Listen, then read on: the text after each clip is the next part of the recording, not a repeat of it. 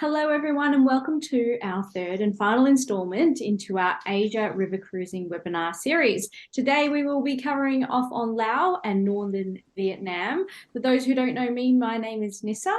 And today we have Pandaw Expeditions with us as a special guest. Just a little recap of where Pandaw go. We started our webinar series in India, down the Ganges and the Brahmaputra. And then we headed over to Cambodia and Vietnam down the Lower Mekong River. Today we'll be going to the Upper Mekong River, as well as the Red River and Halong Bay.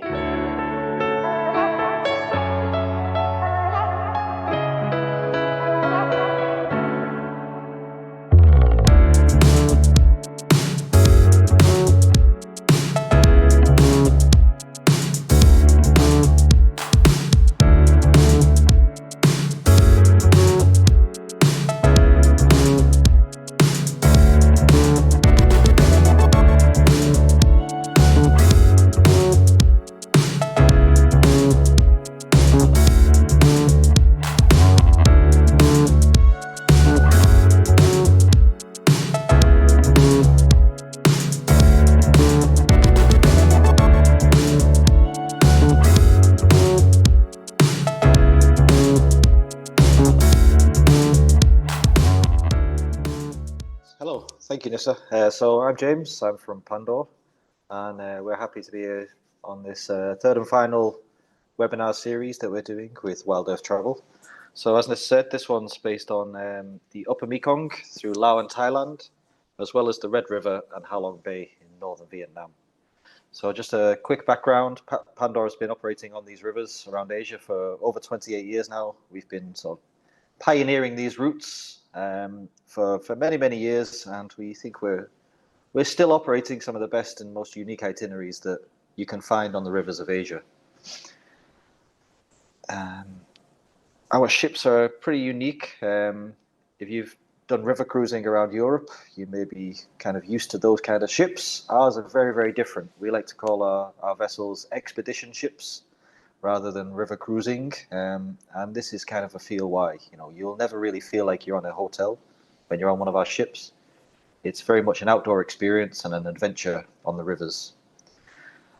That is reflected in our staterooms as well. They are comfortable, they're very nice, but they're not. You won't find televisions, you won't find private balconies. All of our experience on Pandaw is about experiencing the local scenery, culture, and mingling with your other guests, with the crew, with your local guides, which are on board with you at all times. So we prefer if you're not sitting in your room watching television all the time, and that's why our focus is really on the public areas aboard our ships. But our rooms are really comfortable. We've got spa-branded amenities. It's very nice sleeping on board the rivers. It's very relaxing. But again, our focus is kind of elsewhere on our ships and on our itineraries. So on board, you'll never really be bored. There's plenty to do. We do cooking classes, we do ship tours, we have, our onboard guides are always there with you, just explaining what's going on in the passing scenery. We have cultural performances in every country that we visit as well. So again, it's a really immersive experience, and we try to keep you fully entertained for the whole time that you're on board. And of course, that also means cocktails. But yes, this is just some of the cultural dances that we have on board. And then again, on every day, we would usually have a morning and afternoon excursion, sometimes just one, depending on the sailing. But our excursions are quite varied, depending on the location, the country, and what we're passing. It could be a short village walk, just understanding a bit more about how the local people live. It could be a full city tour of Hanoi, for example. Or we could be visiting an elephant sanctuary and learning about how they're saving wild elephants. And we'll go into a bit more into that later on. Right. So Red River and Halong Bay and the Laos Mekong, these are two, what we kind of say, similar programs. They're 10-night programs, both of them. And I'll just go into each one of them slightly separately. So first is the Red River and Halong Bay. So Halong Bay is this world-renowned destination. It's a very unique and beautiful place. You can find 2-night cruises on Halong Bay quite regularly, but Pandaw is quite unique, and we offer a 10-night cruise not only in Halong Bay itself, but we sail up the Red River, past Hanoi, and really into the mountains of northern Vietnam. So we like to provide a really unique experience. And again, just being in Halong Bay on one of our ships is very nice. There are many, many ships on Halong Bay, and we do our best to try and get out of the way. As always, with Pandaw, we like to give you a bit more of an authentic experience. So whilst we're in Halong Bay, we're in Halong Bay for 2 nights, 3 days, and we try to explore what is known as Lanha Bay as well, which is a little bit further out the way. And again, just get away from many of the cruise ships that you might see. It is quite a crowded destination these days, but there are still unique and small and quiet places that you can really enjoy the scenery. So as well as the time in Halong Bay, which is the highlight of that trip, but we do like to offer much more on this itinerary. We will be sailing up through the mountains. We also stop at Hanoi for a full day city tour. We visit the likes of Ninh Binh, which is often called the Halong Bay on land. It's such an action-packed 10 nights. There's plenty to do. We stop at, for example, the Tan Ha water puppet village. I think I've got a picture on that on the next slide, actually. No worries. So yeah, the water puppetry is a really ancient form of entertainment in Vietnam, and it started in these villages, and villagers would just go into the lakes and do the water puppetry. You can see these in places in central Hanoi, but what we do is we take you to one of the original villages where this was, developed in Tan Ha along the Red River, and we go to one of the original lakes in the town center, and the locals give us a really nice and authentic water puppet experience. It's really, really nice, and it's a beautiful little village. We also visit a little bit further up in the mountains, one of the villages where they have been making the non la, or the traditional Vietnamese conical hats that you've seen in all the pictures. This is one of the villages that have been making these hats for thousands of years already, and they're still doing it now. So what we do is we go there and we support the local women who are there making the actual hats. We take our guests directly to the village. We see how they're made, and if you're lucky, you might get a free sample as well of one of the hats to take home. So that's the Halong Bay, just very short and brief. It is a full sort of a snapshot of modern Vietnam. You've got some of the ancient handicrafts. You've got the non-la hat making villages, but again we sail through and see kind of all of northern Vietnam in its glory. So it's a really unique itinerary, and one that is actually very, very popular. Yeah, and I saw that there's a few. You can actually do a land extension in Hanoi. Is that right? A little bit more. Yes, so we start and finish in Hanoi for this cruise. So if you have some extra time before and after, you can spend some time in Hanoi itself and do some extra sightseeing within Hanoi that we don't see during the cruise. But also there's places like Sapa, which is up to the north of Hanoi, and it's a really beautiful mountainous area. So there's a few different land extensions that you can add on before or after the cruise as well. Right. Then the Laos Mekong, this is a 2 or 3 country cruise if you want to be generous. We sail from the Laos capital of Vientiane all the way up to what is known as the Golden Triangle area. So this is where the borders of Laos, Thailand, and Myanmar intersect. It's a rather notorious area, and if you visit, you'll understand a bit more why they call it the Golden Triangle. But it is a really beautiful exploration of the Upper Mekong. So we provide transfer from Chiang Mai or Chiang Rai. Both of these are international airports, so whichever is easiest for your inbound or outbound flights, we will provide complimentary transfer from both of these.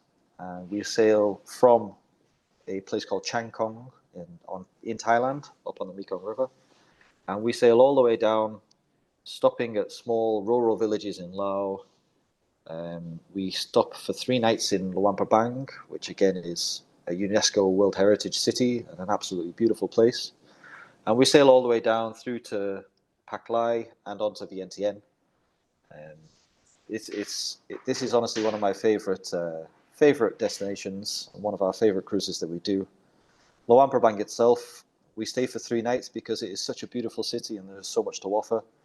We do plenty of different things within the city. We do city tours. We stop at some local co-op organizations that are helping local women with they're traditional weaving women from the local villages. They provide them work. They provide guests with beautiful handicrafts to buy. It's an amazing place. We have pottery villages. We go do a traditional arms ceremony. So if you're able to wake up at 5 a.m., we'll go and provide some food for the local monks who do the walking through the city. It's a beautiful sight. I would advise it if you are able to wake up at 5. Also, it's Quangsi Waterfall, as you've seen from that picture there. It's just a very beautiful and natural waterfall, not too far from Luang Prabang. It's an amazing place, and you can also swim in it. It's full of natural nutrients. It can get a bit chilly. I would, say it's not the warmest of pools, but it's very nice to swim in. And the caves as well. I've seen photos of those, and it says it's a holy place with lots of shrines as well. Oh, there is. It's a very religious place, Laos, but they have this. It's a cave system known as Paco Caves, which has been a shrine for hundreds and hundreds of years. So we go and visit that, and you'll see it's kind of like it's a small cave carved out of a cliffside right on the river. Yeah. And it's just got thousands of small Buddha statues, and it's where the locals come to do a lot of their offerings during the year for various different things. We'll also stop at Pak Beng, and we visit the Mekong Elephant Sanctuary. Now, this is a certified elephant rescue center in Laos. It's actually the only certified rescue center in Laos. It's run by a French woman who's very nice and very dedicated. They actually rescue and purchase the elephants from the locals to ensure that the locals are not losing out. They also offer employment for the people who previously owned and trained the elephants. So just to give them also alternate employment so they don't have to rely on using elephants for logging and things like that. But yes, we do get to go and walk through this amazing place and see the elephants in the natural environment. It's a real highlight of the trip. I keep saying that, but there are many highlights on this itinerary, and this is why it's probably one of my favorites. Yeah. Another big highlight is we stop and have a bit of a sandbank barbecue. The Upper Mekong is quite a varying river, and lots of these sandbanks appear overnight. So what we do is we moor overnight on one of them. We'll get off and we'll have a special dinner off the ship, just on a remote sandbank in the middle of nowhere. It's a really, really beautiful evening. And there's plenty more to see. This is just, again, a very short snapshot of what we can see during this itinerary. But it's beautiful. It really, really is.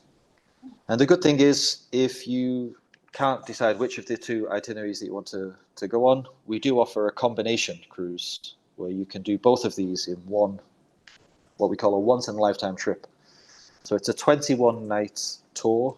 You'll either start in the 10-night Halong Bay trip or the 10-night Laos Mekong trip. It will include a flight between the two, an overnight hotel, and then you'll go on to your second cruise. So it's 21 nights of just amazing scenery and unbelievable experiences, and this is always very, very popular with our guests.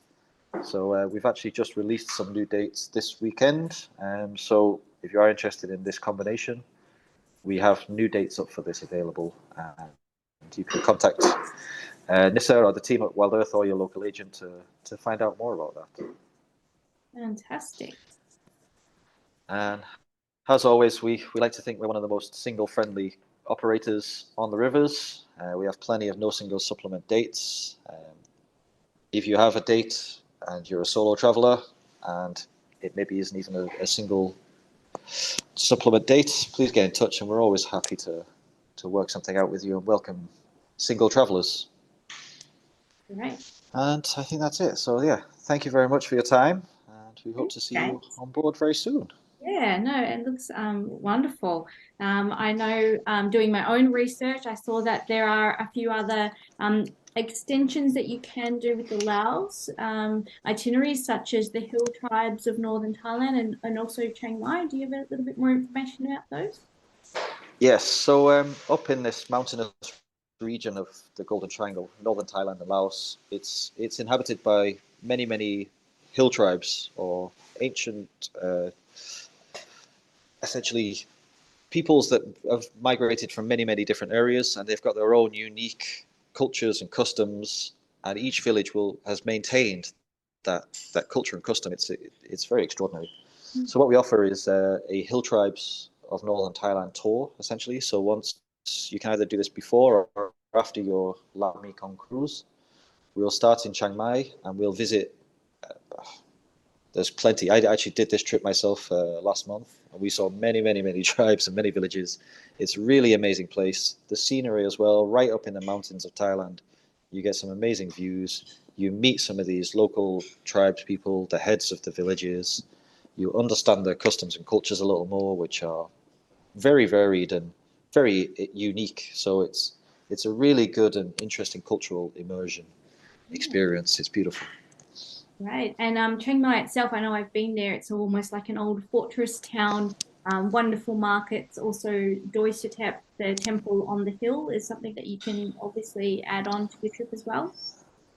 Yes, definitely. I would recommend some time in Chiang Mai if you can. It's a very nice place. As you said, the old city is a sort of walled fortress, a square walled fortress in the center, and with a moat around it. So you can just walk around the old town and you would never get bored. But there's Yeah. much more around Chiang Mai, as you say, and Yes. it's a really nice destination. Yes. So, I mean, if we're offering complimentary pickup and drop off to and from Chiang Mai, that would usually be my suggestion for somewhere to stay. Yes. And one thing also is if you've had travels in Asia and it can get quite hot and sweaty, I think Chiang Mai is a little bit cooler as well. So it's always the climate is quite agreeable, I would say. Yes, definitely. It's up in the mountains, so it's a little cooler. Yes. And it's the same for Laos as well. Mm. The mornings can be a little brisk because it's so mountainous. You're up in the hills, so it is a lot cooler than you would find maybe elsewhere in Asia. Yes, actually, I remember being up on the Mekong, on the Thai border next to Laos, and I went to a place and they had all these pictures of these giant fish, and I kind of inquired, and they said, "Oh, it's babok," they called it, and they said, and I thought, "Oh, it must be a mythical creature because it was so big," but a little bit of research revealed that it's actually the giant Mekong catfish. Have you ever seen them on board, or is it something that they talk about up there? They do talk about it a lot, but unfortunately, it's more about what they used to see. So Yeah. many years ago, you used to see these giant catfish that were feet long, many feet long. Uh, you see pictures of them, you can quite barely believe that they actually existed. Hmm. Um, when they're not sure that they've not seen any for a long time, unfortunately. You still get the catfish, but they're a lot smaller. Hmm. But yes, you'll learn a lot more about that around the Golden Triangle area. Yes. There's a lot of talk and history around that as well. And Yeah. you'll see pictures of these enormous creatures. You can't really believe they're actual real Yeah. life fish. No. Another reason to head up there, I guess, James. Yeah, definitely. Yeah. Or, as James said, if you're interested in knowing more, please contact your local travel agent or the guys here at Wild Earth Travel. And thank you again. Such a great insight to Pandor and river cruising through Asia. So thank you, James. And I guess we'll see you soon. Yeah, thank you very much.